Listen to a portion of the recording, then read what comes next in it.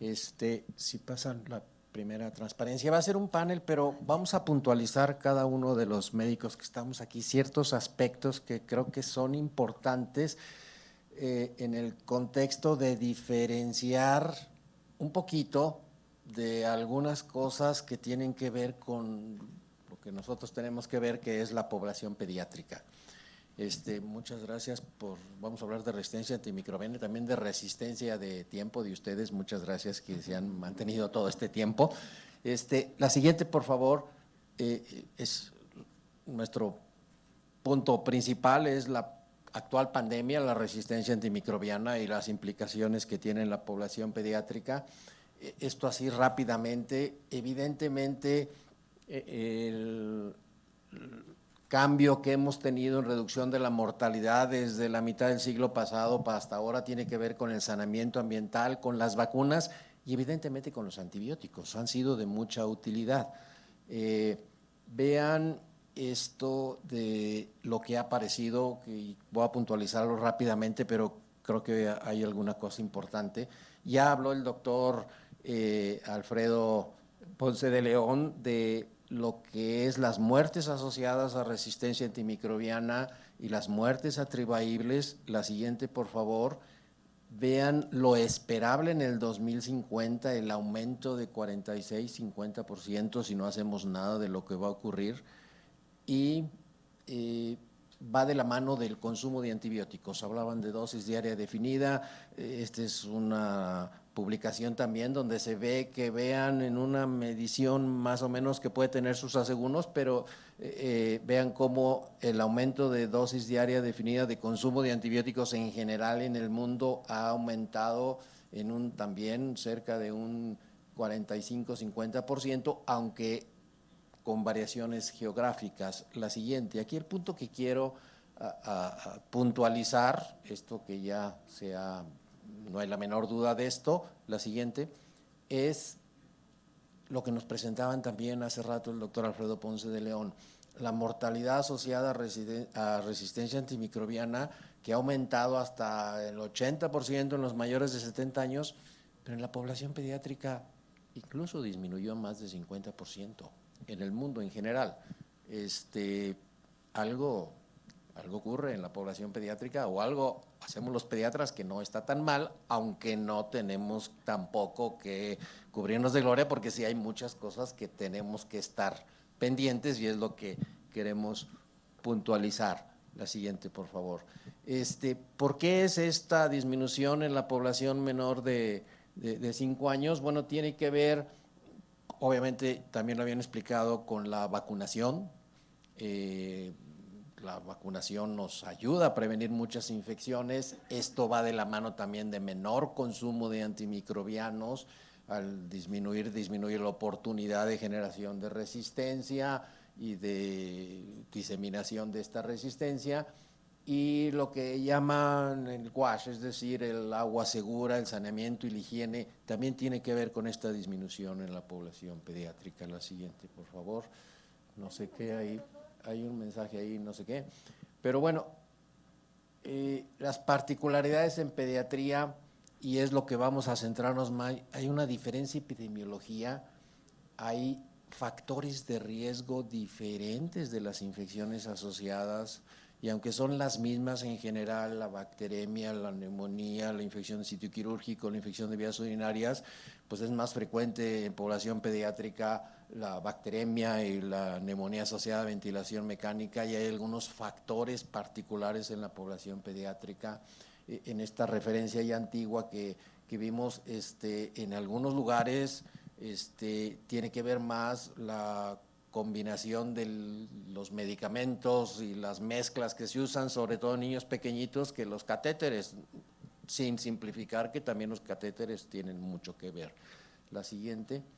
Entonces, factores de riesgo diferencia que obligan a estrategias de prevención un poquito diferentes. Ya mencionábamos en cuanto a la resistencia, lo primero que tenemos que hacer es medir el uso de antibióticos. Ya mencionaban hace rato en hospitales de adultos, pues dosis diaria definida y aún así sus problemas. es la manera menos complicada de medir el uso de antibióticos en una institución, pues eso no nos sirve en pediatría. Dosis diaria definida es la dosis estándar de un adulto y nosotros tenemos niños de menos de 1 kilo y de 1 kilo y de 10 y de 15 y de 20 y de 30. Entonces tenemos que usar mediciones un poquito más complicadas como días de terapia o días de antibiótico por cada 100 días pacientes y eso pues tiene sus implicaciones también. La siguiente, por favor. Entonces, bueno, eso es la siguiente. Entonces, dentro de la pediatría, que es muy amplia, las particularidades, por ejemplo, el recién nacido, y eso es lo que quiero, me voy a tener 2 minutos, son pacientes con más riesgo de infecciones o de infecciones sistémicas.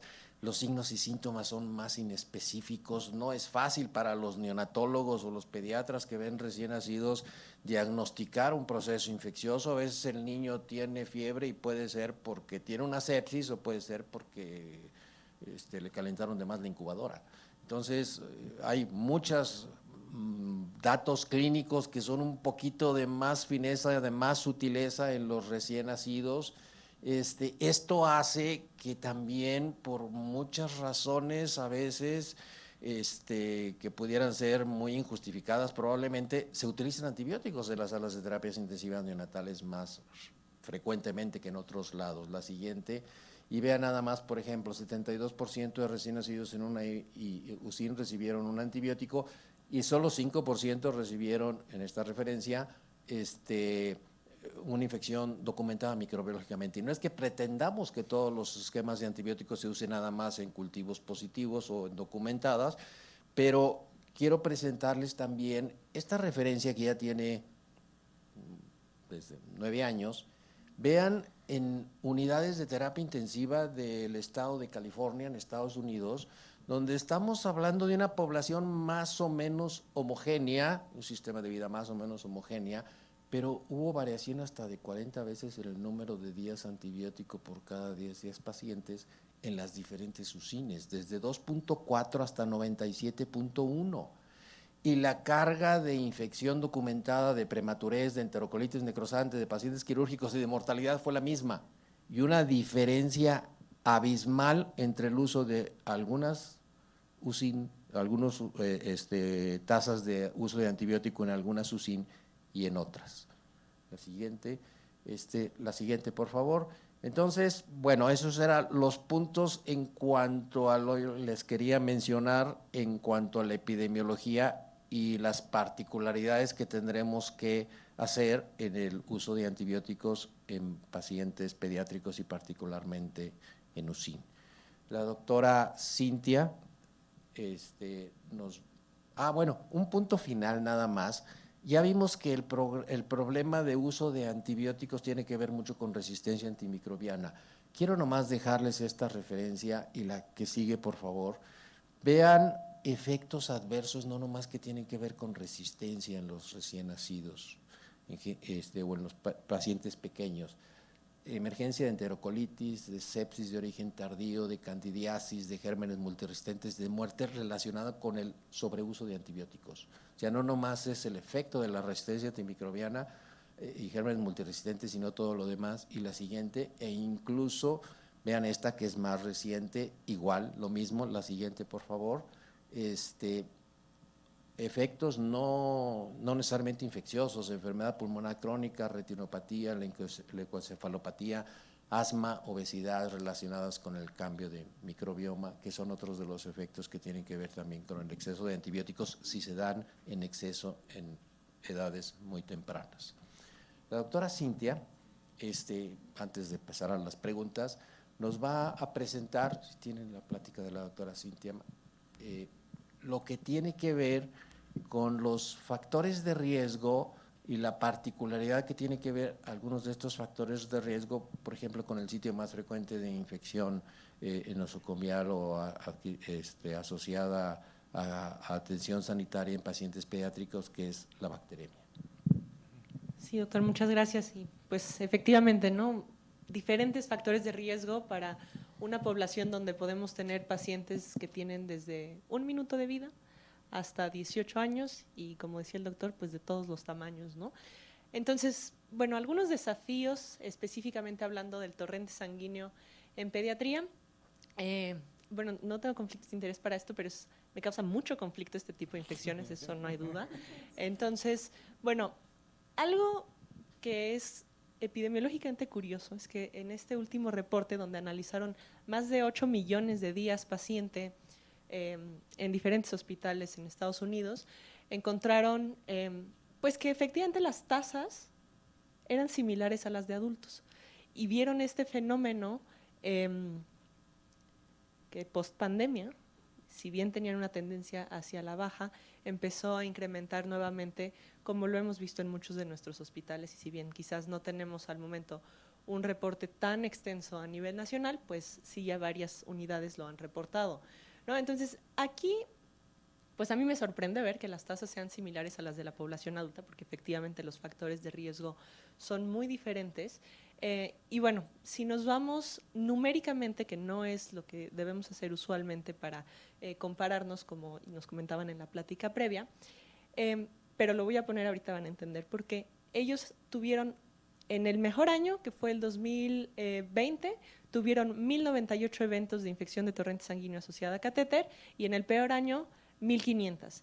Entonces, aquí en México, en la que sigue, podemos ver que no tenemos aquí una medición por tasas, sin embargo, en números absolutos, tuvimos un reporte para el cierre del 2023 en menores de 1 año de edad de más o menos 1,100 infecciones asociadas a catéter. Entonces, números que llaman la atención porque son demasiado parecidos a lo que ocurría en Estados Unidos. Sin embargo, la animación siguiente nos muestra que teníamos un gran número de bacteriemia no demostrada, y esto deriva de aquellas infecciones donde no pude demostrar los 2 estafilococos coagulasa negativos, porque la toma de muestras en pediatría es un caos, desde el volumen, desde la multipunción, desde a lo mejor no puedo tener retorno del catéter de inserción periférica porque se colapsa, y entonces el diagnóstico y este stewardship diagnóstico es mucho más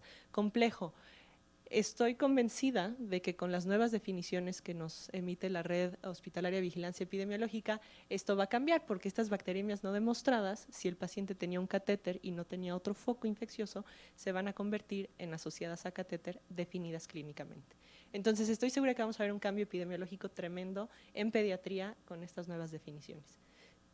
Bien, en comparación con adultos, donde aquí pues no podemos realmente saber si hubo muchas más, muchas menos, lo que sí podemos ver es que en adultos, tanto en el reporte de medicina interna y de terapia intensiva de adultos, pues las infecciones de torrente sanguíneo pasan al 3.º o 4.º lugar y no están ni cerca del primer lugar, ¿no? Entonces tenemos una distribución diferente. Muy bien. El impacto en costo y estancia de las infecciones asociadas a catéter sin duda es elevadísimo. Dejo estos números: un exceso de costo de más de $50,000 por evento y de más de 15 días relacionados con esta infección, que bueno, esto pasa también en los adultos. Y finalmente aterrizamos a las nuevas guías para el manejo de estas infecciones que aplican tanto a población adulta como población pediátrica, pero que en la lectura extensa pues es complicado, ¿no? Porque justamente lo que nos dicen otros autores que han analizado estas guías es que, si bien los estudios pediátricos se incluyen para la generación de estas recomendaciones, pues no están tan bien representados los niños como lo están los adultos, y esto pues limita definitivamente la aplicabilidad de las guías, ¿no?, al paciente pediátrico. Voy a puntualizar en 2 de las recomendaciones nada más que emite esta guía. La primera es el baño diario a los pacientes de áreas críticas, con la especificación de mayores de 2 meses, los baños de clorhexidina, ¿no?, en esta población, con una calidad alta de la evidencia. Sin embargo, pues hay resultados muy discrepantes sobre la efectividad que esto puede tener en pediatría. Entonces se han generado protocolos diferentes en distintas unidades, lo que nos lleva a una falta de estandarización aún mayor que en la población adulta, más el bemol ahí de este posible riesgo, incluso neurotoxicidad por derivados previos que había de la clorexidina y que al momento no se han logrado establecer, más allá de eventos pues en ciertos reportes cutáneos que sí han llegado a ser graves. Y esto pues parece dejar en duda qué hacemos entonces con la población de menos de 2 meses, ¿no? Y a pesar de esto, hay un estudio que no es tan reciente, pero en 2016 un multicéntrico en Estados Unidos analizó, ok, no se debe usar todas las… los fabricantes de baños de clorexidina dicen no se usan menores de 2 meses, y en las encuestas más del 70% de las USIN de Estados Unidos utilizan baños de clorexidina en sus recién nacidos. Entonces, ¿dónde están los datos, no? Decía ahorita el doctor, si tenemos la información, pues hay que publicarla porque justo no podemos tener protocolos aterrizados por este motivo. Siguiente. Y bueno, el otro tema que aplica a pediatría en esta guía es que se prefiere el acceso subclavio para reducir complicaciones infecciosas. Pero no sé si alguna vez han intentado poner un catéter subclavio a un bebé de 1 mes y medio. Bueno, suerte. Yo no lo he intentado, pero muy bien. Entonces los accesos se complican y el acceso femoral, si bien es el que más infecta, es el que es más sencillo en pediatría y particularmente en lactantes y recién nacidos. Entonces, la que sigue, nos acotan esto en la guía. En niños y lactantes, considerar el acceso femoral si hay contraindicación para accesos superiores. Bueno, es que muchas veces no hay contraindicación, es que simplemente no se puede colocar, ¿no? Y esto pues nos afecta el apego a los paquetes preventivos. Y también nos dicen que esto es algo que difícilmente he visto que se haga, que se coloque un catéter tunelizado, que sabemos que tiene un menor riesgo de infección del catéter, y que el sitio de salida del catéter sea fuera del área del pañal. Difícil, ¿no? O sea, y tenemos que tener un manejo estrecho con el equipo de cirugía o neonatología, o si es pediatría quien pone los catéteres, pues para lograr esto. Muy bien, ¿la que sigue? Ok, por supuesto nos va a disminuir el apego a los paquetes preventivos que a nivel nacional no tienen una acotación pediátrica, ¿no? Entonces estamos fallando, pero en realidad podríamos fallar, ¿no? Según lo que nos dicen. Muy bien. Y bueno, el acceso umbilical, que eso sí es propio del periodo neonatal y ni siquiera del periodo neonatal, sino de los primeros días de vida en realidad. La que sigue, aquí traje nada más unas pequeñas puntualizaciones sobre estos accesos umbilicales que a veces no tenemos en cuenta y se deben retirar y no reemplazar si hay evidencia de una infección, a diferencia de lo que se hace con los accesos percutáneos, ¿no? en otros sitios anatómicos. Siguiente.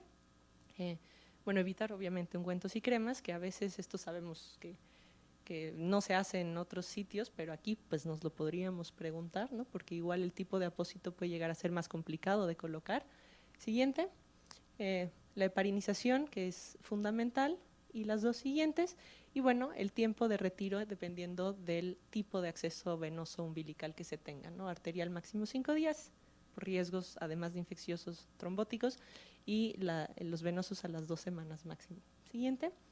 Ok, entonces muchas veces nos vamos a preguntar qué catéter debemos elegir y si la indicación es correcta, y esto es algo que a veces se complica mucho. Entonces recientemente les quiero dejar este artículo que propone un grupo igual estadounidense tomar en cuenta 3 criterios: si la infusión es compatible periféricamente, si no es compatible y si yo voy a poner un acceso venoso para tomar muestras. Y entonces nos dicen que en función del tiempo que yo espere tener ese catéter, puedo o no seleccionar uno u otro, que eso es información que se tiene disponible ampliamente en adultos, pero en niños es más difícil el consenso, y podemos ver cómo incluso para toma de muestras nos proponen un catéter periférico, que eso creo que es algo que pocas veces se hace en nuestro país, ¿no? Bueno, además de proponer para niñas, niños y adolescentes en hospitalización, nos proponen pues para todas estas categorías de pacientes. Y la que sigue, bueno, sin duda no jugar a la brava como solemos hacer en México de, ay, no lo puedes poner sin ultrasonido. No, a ver, hay que usar el ultrasonido si es que lo tenemos, ¿vale? Muy bien. Y ya nada más para terminar, la siguiente y las 4 siguientes. Tenemos el mismo mecanismo de transmisión que en los adultos para estas infecciones asociadas a catéter, pero factores de riesgo distintos, como un acceso umbilical, por ejemplo, ¿no? Y entonces, al no tener tanta literatura en población específicamente infantil, tenemos que adoptar guías de adultos y adaptarlas que a veces no es lo más prudente. Entonces, una invitación a todos aquellos que trabajen con niñas y niños a que generemos nuestras estrategias, porque hay muchísimo que investigar todavía. Gracias. Muchas gracias.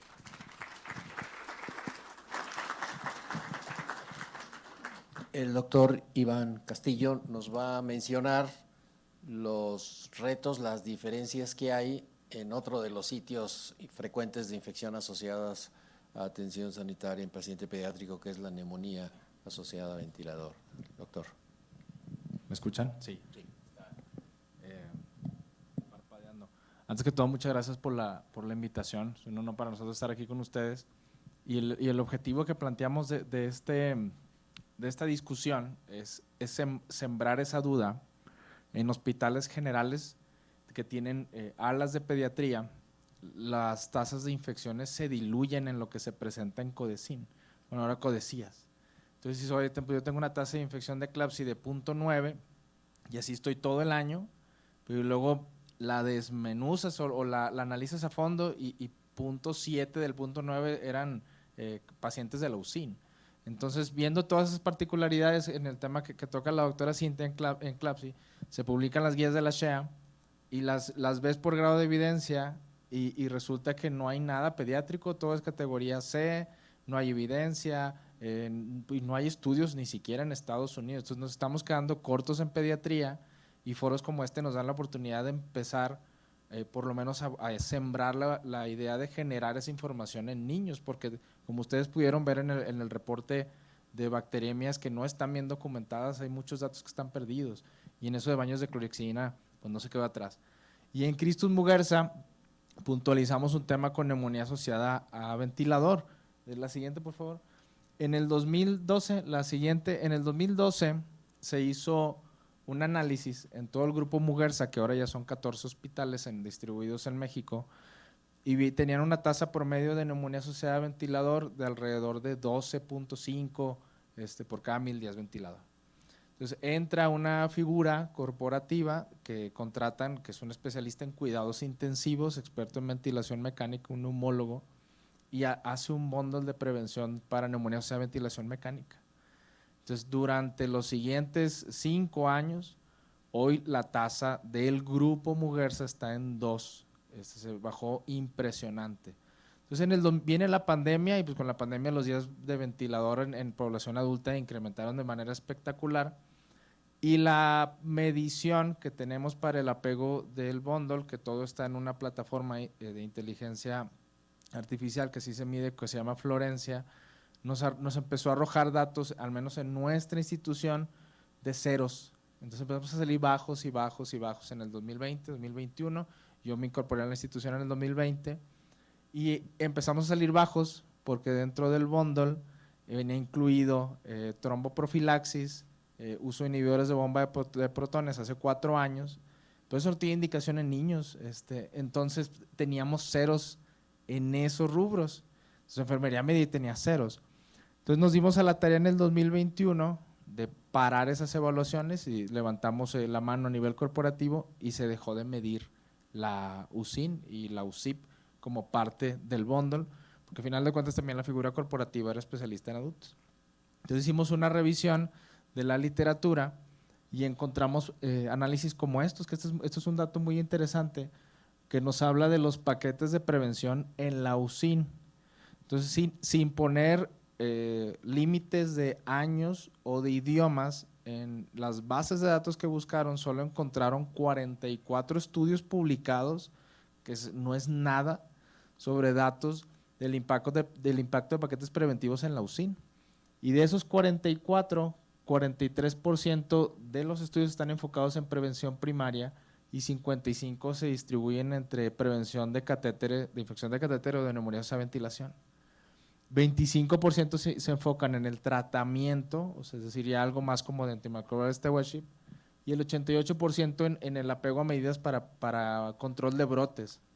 Entonces, al desglosar una revisión sistemática sin límites, encontrando solo 44 y viendo específicamente paquete de prevención de NAP neonatal, y no hay estudios, estamos en una zona totalmente gris y sin evidencia, como es en general en los neonatos, y terminamos haciendo prácticas como los baños de clorhexidina, que no están recomendados, pero que todos los usamos porque no tenemos evidencia y no tenemos a veces otras herramientas.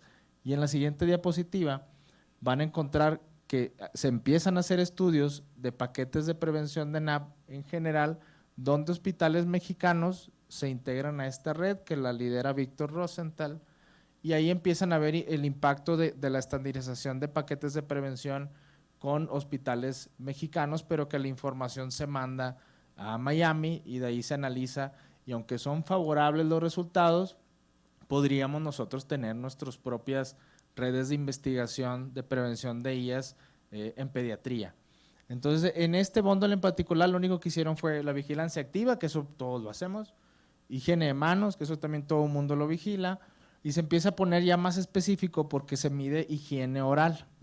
Entonces, en neonatos, la higiene oral solo está recomendada con solución fisiológica. De hecho, en adultos se usa pasta dental, pero su solución fisiológica no podemos usar clorhexidina, entonces no está bien estandarizado ese proceso, y ahorita les voy a mostrar unos datos de nuestra institución. Y la inclinación ya cambia porque es de 10 a 15 grados y no puedes medir la presión del tubo porque neonatos no llevan globo. Entonces empieza a ser ya una diferenciación muy importante específicamente de la población neonatal, que es la que atacamos más ahorita. Y el cambio de circuito, que no está tampoco en revisiones sistemáticas tan bien definido cada cuánto en nuestro grupo y en nuestro hospital. En adultos se cambia cada 14 días o cada que está visiblemente sucio. Estoy un poco en contra de que se cambie si no está sucio y está todo bien y lleva 14, yo sugeriría que se prolongue más, pero es una política ya corporativa.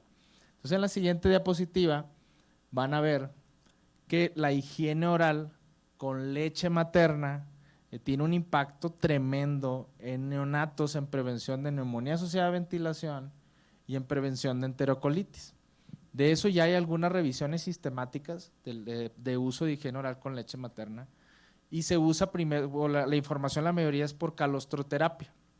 Se pone 0.1 a 0.3 mililitros en los carrillos, y eso se ha asociado a un inicio más temprano de la vía oral y a una disminución de la enterocolitis.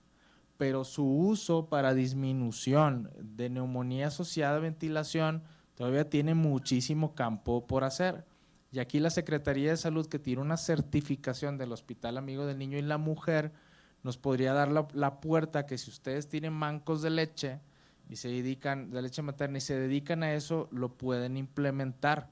Entonces, en la siguiente diapositiva vamos a encontrar que en lo que hicimos en la institución fue en el 2023, en la siguiente, hacer una medición de apego de paquetes. En este diapositivo ustedes van a ver cómo nosotros reportamos en el Codesías los bundles.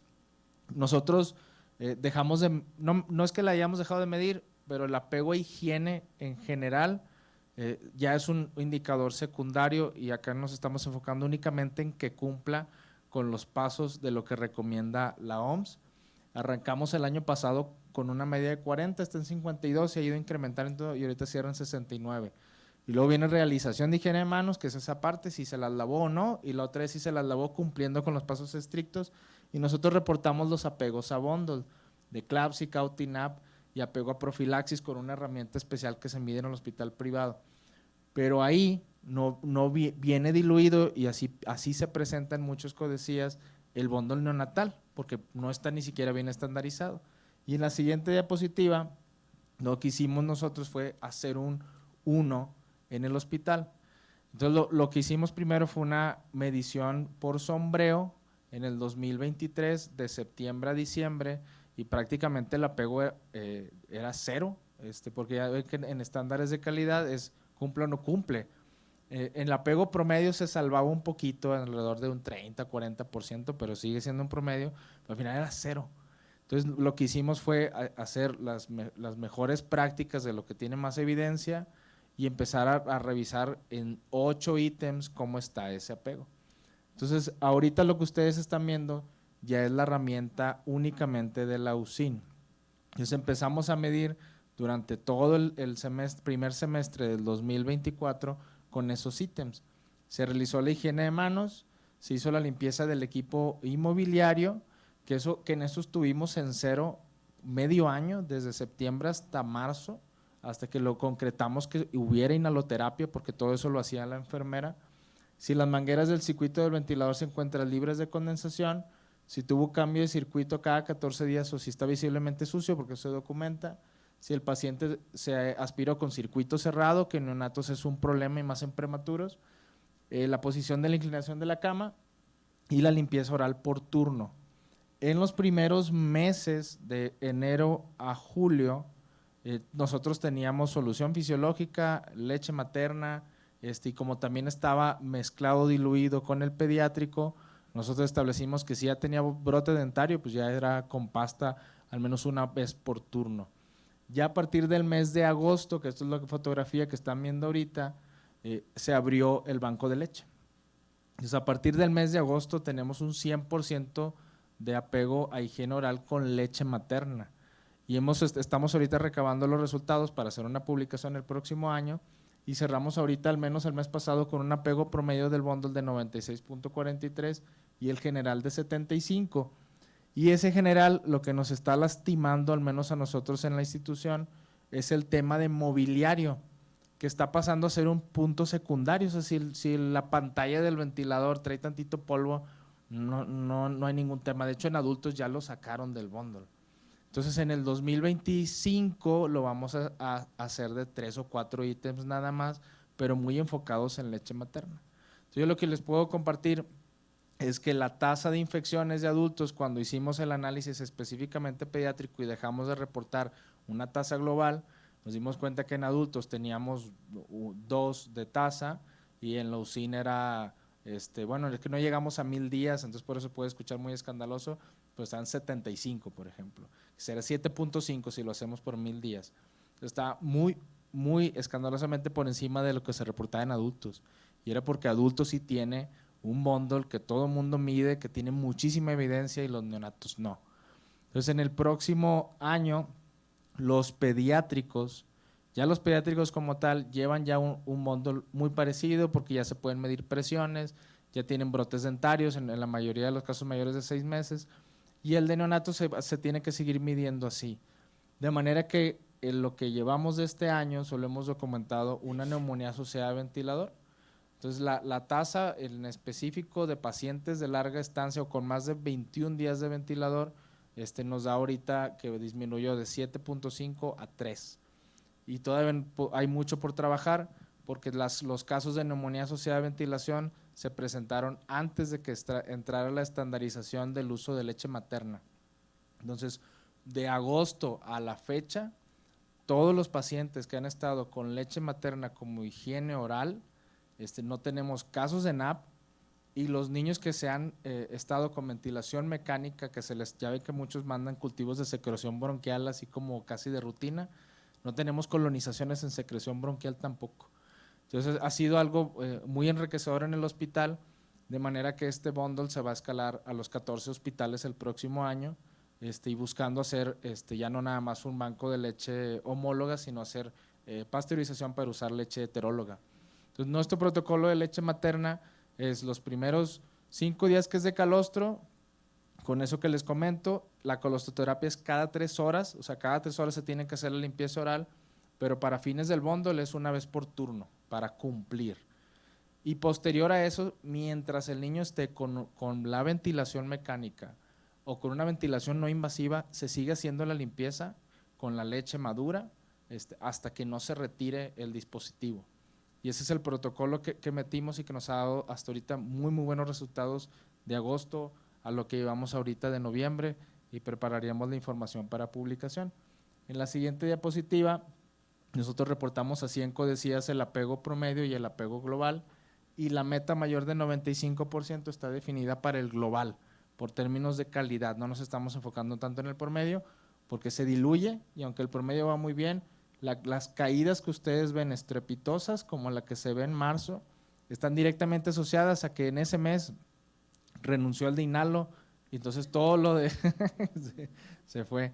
Hay una cosa muy particular, nosotros somos un hospital que tiene oportunidad de tener inhaloterapistas en la UCIN. Este es el primer año que hay en 30 años, pero los inhalos son técnicos. Entonces, muchas de las personas que son inhaloterapistas, solo hay una sede en Nuevo León, entonces son personas de 17 años, 18, entonces duran 1 año, 2 años y entran a la universidad y renuncian, entonces eso lo complica mucho, son pocos ya los inhalos que agarran eso de carrera porque ya no existe la técnica superior que antes existía hace algunos años.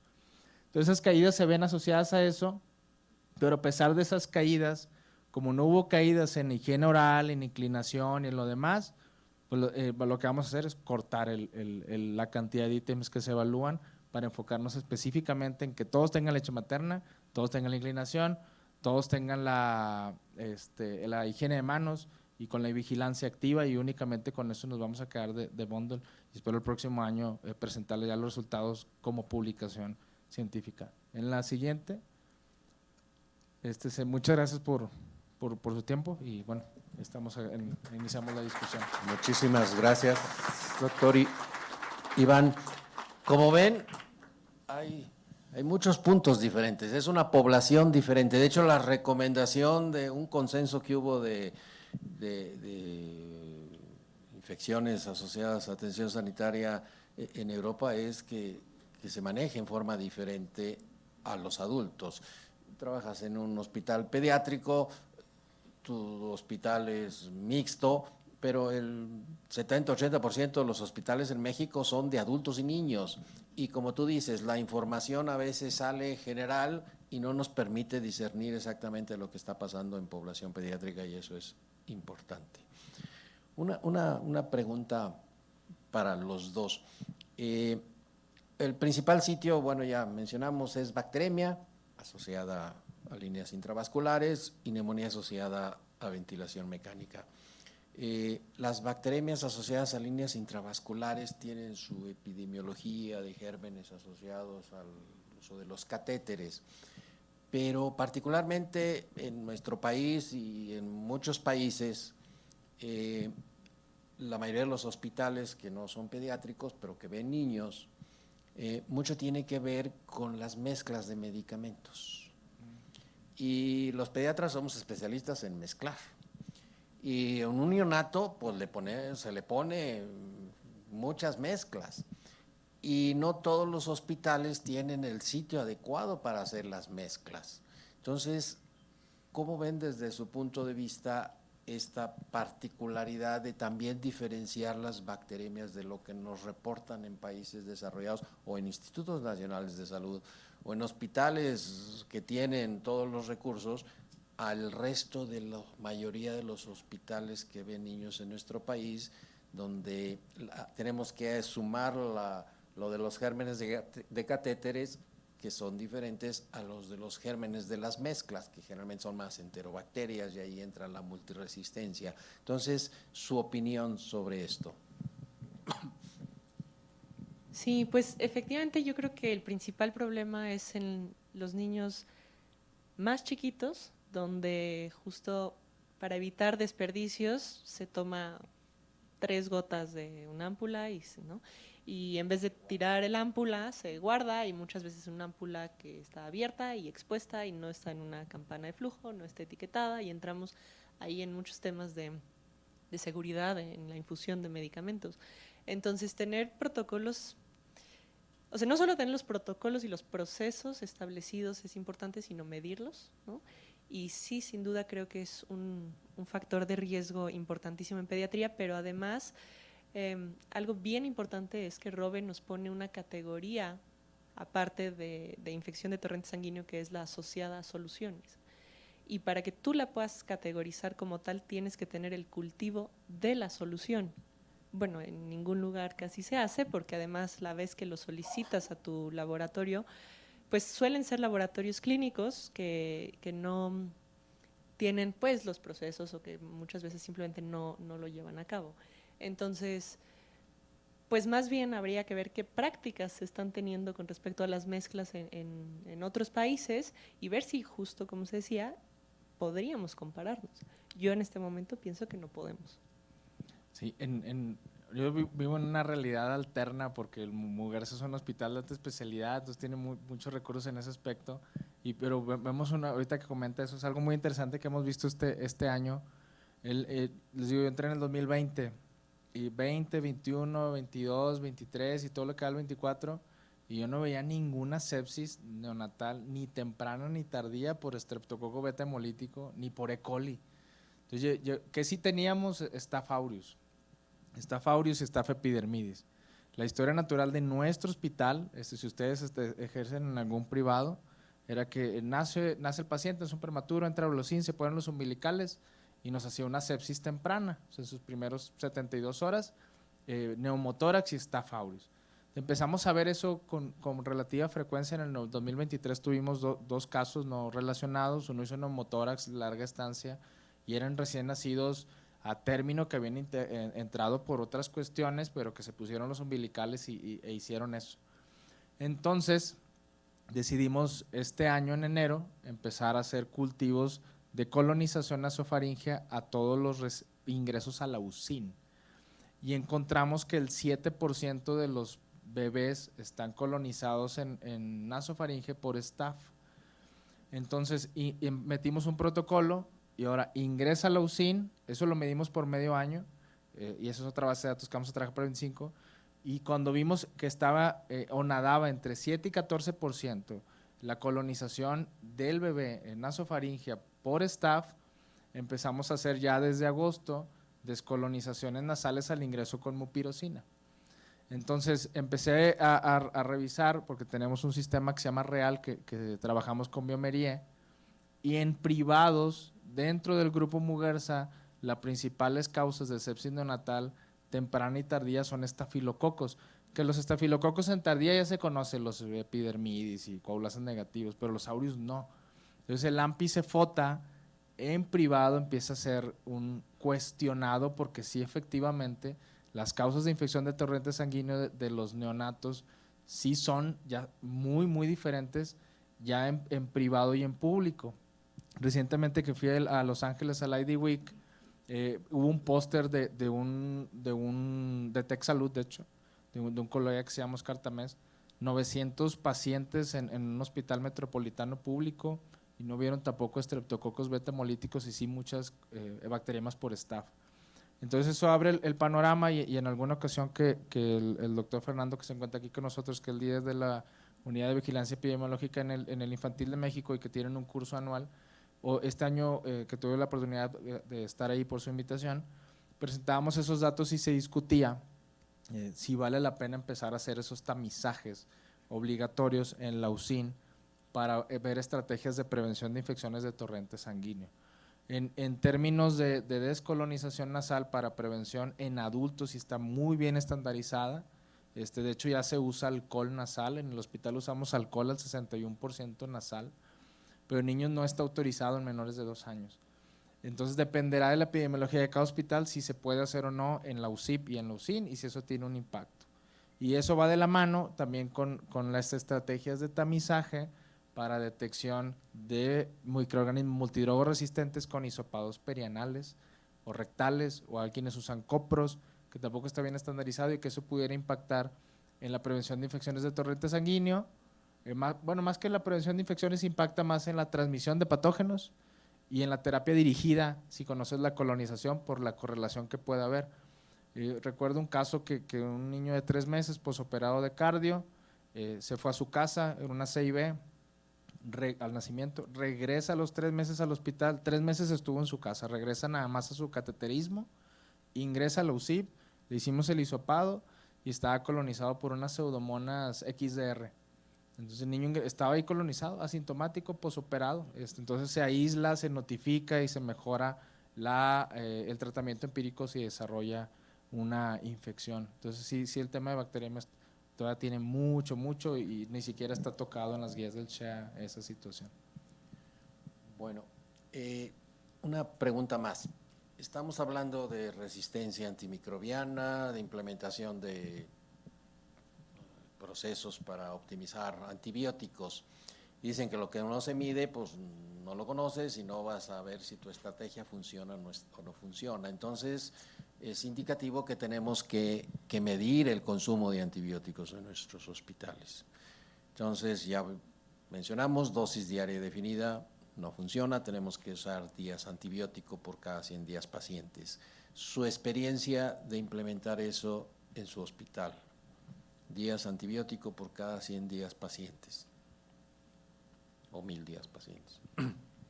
Sí, pues el programa como tal en el instituto se inició hace aproximadamente 2 o 3 años y justamente con medición de DOTS, ¿no? Los días de terapia.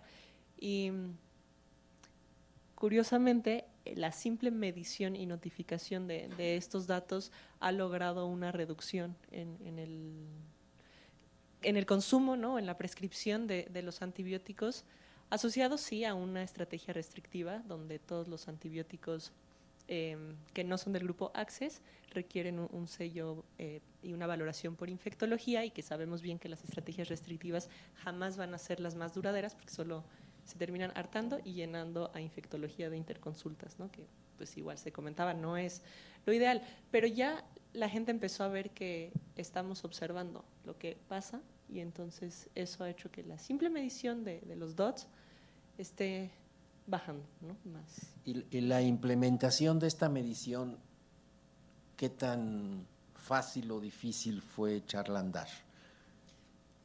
Súper complicado, porque en realidad se ha hecho un estudio de prevalencia puntual para llevar a cabo la autoevaluación propuesta por OPS, Organización Mundial de la Salud, para fines de saber dónde estábamos parados, ¿no? Estamos a un año y cachito de haberla completado y esperamos poder hacer una nueva medición real.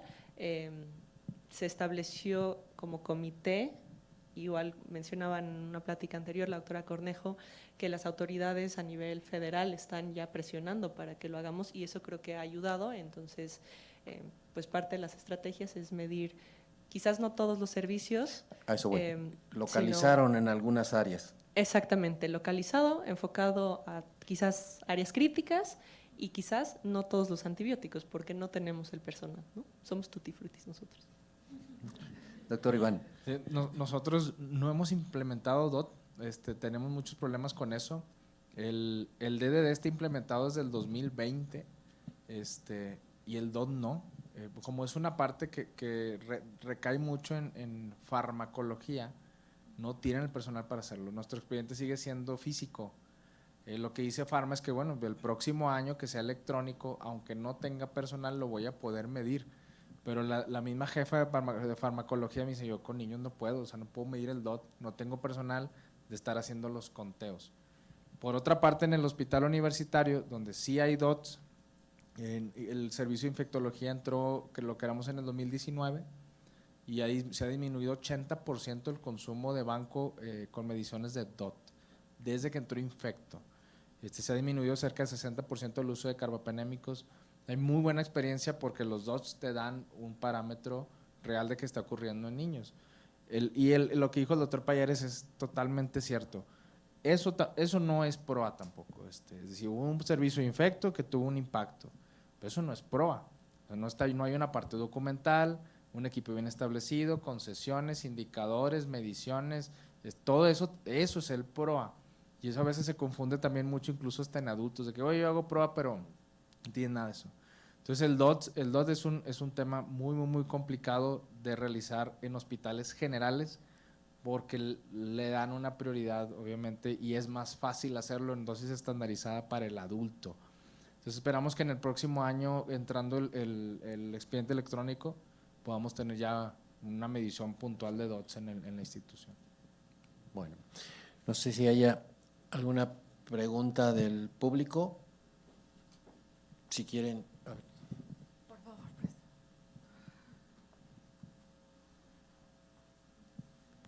Gracias. Doctor Celedonio, alta especialidad del GEA González en epidemiología hospitalaria. Me llama mucho la atención, doctor Castillo. Tengo mucho interés en NAP.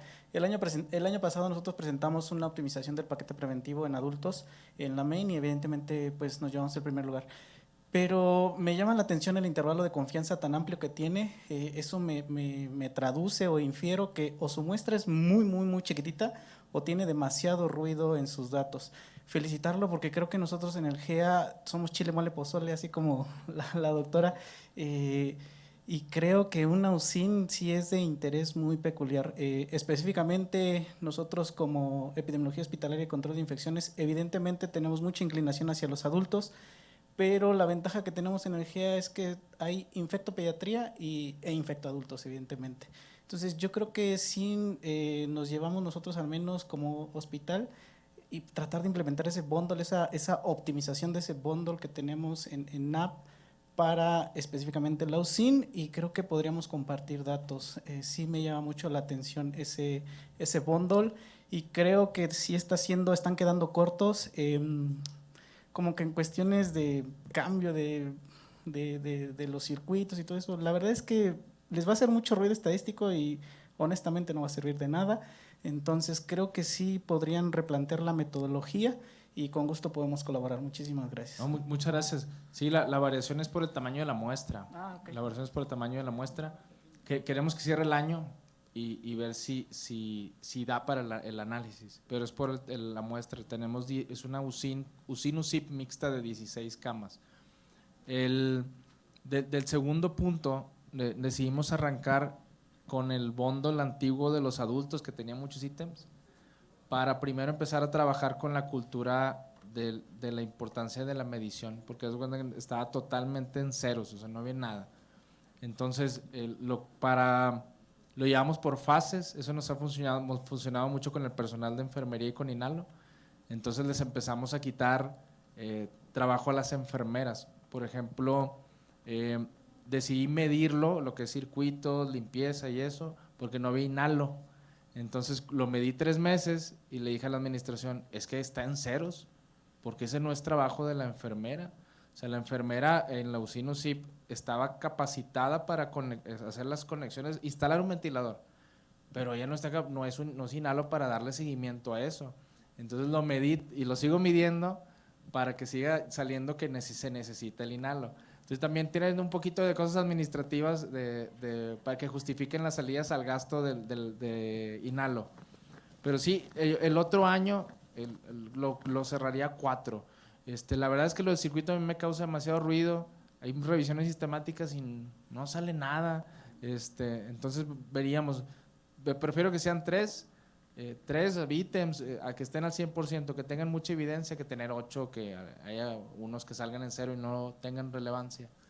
Y en ese sentido, aprovecho el comentario porque de hecho platicábamos con la doctora Cintia y con el doctor Fernando de ver incluso la posibilidad de tener una red como lo es la del doctor Rosenthal, pero para que aportemos ahí, saquemos la parte pediátrica de ahí y nos empecemos a ver, a analizar ya cómo está esa situación. Muchas gracias.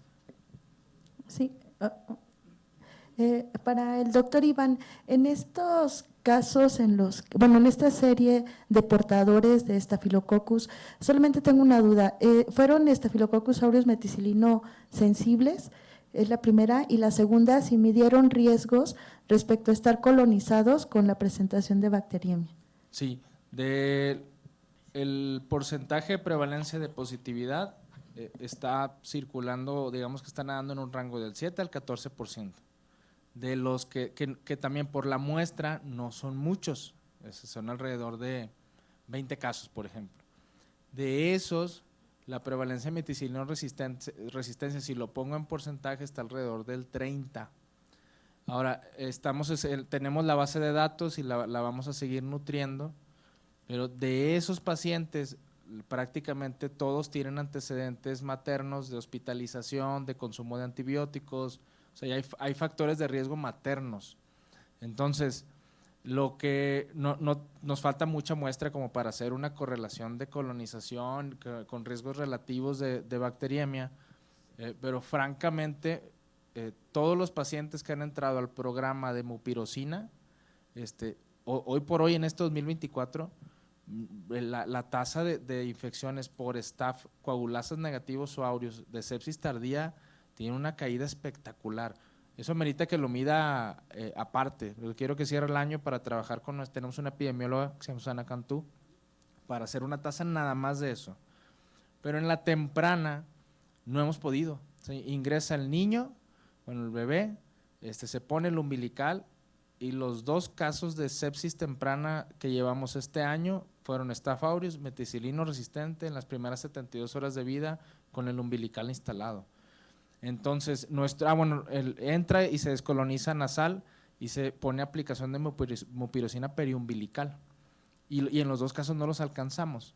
Entonces, lo que estamos valorando, dependiendo cómo cierre el año, es hacer una descolonización materna con alcohol y baños de clorhexidina en seco en cesáreas de alto riesgo que van a ingresar a la UCIN, para ver si eso te genera un impacto en las sepsis tempranas con la tasa que vamos a sacar retrospectiva.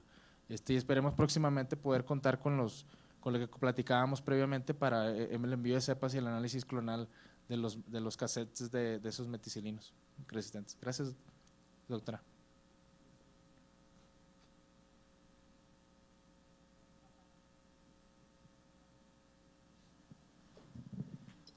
Felicitaciones, doctor Iván.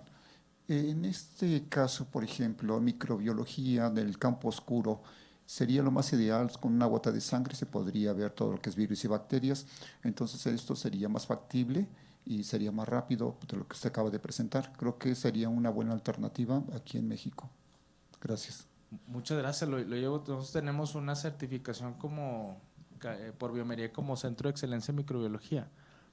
Hay muy buenas, y el hospital de donde estoy concentra el análisis microbiológico de todos los hospitales del grupo que están en Monterrey, que son 7, 8 hospitales. Entonces veríamos la factibilidad de poder tener ese equipo. Gracias. Pues muchísimas gracias, sobre todo por lo que les decía, su resistencia de tiempo.